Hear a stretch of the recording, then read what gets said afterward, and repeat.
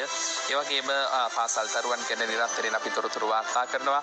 ඉතින් මේ වාර්තා කරන දරුවන් වෙනුවෙන් තවත් සුවිශේෂ තිලිනයක් ලබා දෙන්නට පසුගියදා හැකියාව ලැබුණා. ඉතින් ඒ පිළිබඳව අපි සූදානම් පුංචි රූප පෙළක් ඔබ වෙත අරන් එන්න. ඉතින් ඒ වාර්තා කරන්න පුළුවන් වෙන්නේ මෙන්න මේ විදිහට. වසර 15කට පසු අඹගහවැල්ල මහාවිද්‍යාලයට නවීන පාසුකම් සහිත විද්‍යාකාරයක් ලබා දෙන්නට හැකියාව ලැබිලා තිබෙනවා.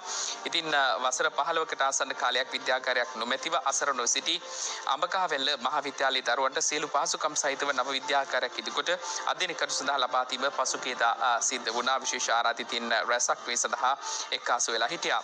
විදුහල්පති පී සෝමසිරි මහතාගේ මග පෙන්වීම යටතේ තමයි මේ නව විද්‍යාකාරය ඉදි කරලා තිබෙන්නේ. එය ලක්ෂ 24කට ආසන මුදලක් වැය වෙලා තිබෙනවා.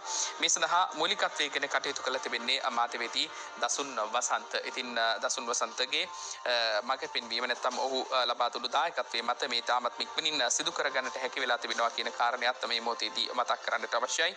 ලක්ෂ 24කට ආසන්න මුදලක් මේ සඳහා වැය වෙලා තිබෙනවා. මේ සඳහා ආයතන කීපයක දායකත්වයක් ලබා දීලා තිබෙනවා කියන කාරණයක් මතක් කරන්නට ඕනේ.